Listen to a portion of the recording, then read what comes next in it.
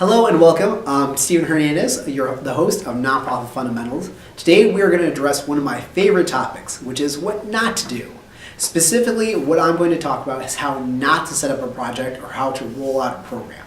In my previous 3 videos, if you haven't had a chance to view them yet, it's all about fund development in a very basic sense, how to acquire funding, what's the best way to go about that. So now the great day has come. You've gotten the funding, or you have a pretty good indication that you're going to receive the funding. What do you do? Well, I'll tell you what not to do. Too often organizations, they write a budget, as I addressed last time. They write a budget that's kind of just built out of wishes and hopes. It's really not tied to the reality of the program. Should that great day happen and they receive the funding, then they compound that mistake by taking a budget that's not really based in reality and they don't adhere to it. A budget is not a suggestion. Let me be very clear about this. A budget is an agreement between you and your funder or your donors that what you said you were going to do with the money is what you're going to do with the money.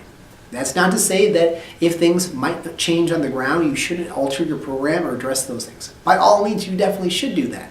But you need to communicate that to your stakeholders, and you certainly need to communicate that to your funders. You can't just use those funds however you see fit. You must respect the agreement you have with your funder.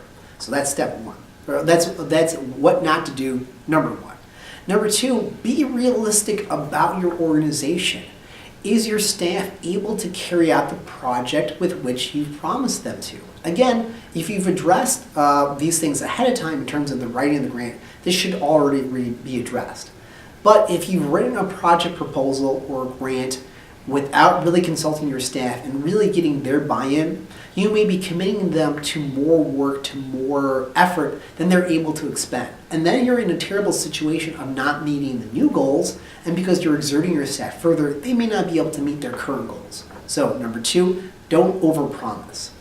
The same goes if you're going to be subcontracting the money. I understand that's a partnership, it's a good thing, but be very clear with your partners. Do you have a memorandum of understanding? Do you have anything written down where this is a contract? I expect you to do X, Y, and Z, and if I don't see these results, I'm going to withdraw funding or produce some kind of corrective action. So number 3, 2.5, if you will, is be very clear about what your partners can and cannot do. Last but not least is, again, to be very clear with your board and anyone else in your stakeholders what it is that you're trying to do. Okay? If you're not communicating, and I mean that in the broadest sense possible, if your board is not aware of your programs, you may be super excited about this new initiative. You've submitted a proposal, but your board, which is your ultimate governing body, if they're not aware of this, if they're not supportive of the idea, then it's kind of tanked from the beginning. And then it starts with conflict, and then you're off on a bad foot. If you're not communicating to your staff what you want them to do, how are we going to roll out this program? Is your program staff speaking to your communication staff?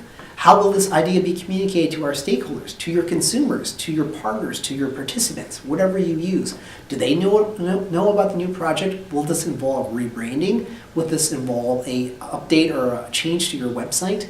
Make sure you communicate what your new initiative is internally and externally. If you fail to do that, if you're not able to convince your own internal staff the value, the purpose, the passion behind the program that you're trying to roll out, it's doomed to failure. So, in short, those are the things to not do. In our next episode, we'll talk about some things that you should do. Again, I'm Stephen Hernandez. This has been Nonprofit Fundamentals. I would love to hear other stories from the field. Please tell me about some projects that you've been part of that have gone disastrously wrong. I would love to hear about that. Comment below, suggest other ideas, and subscribe to the channel. Thank you so much.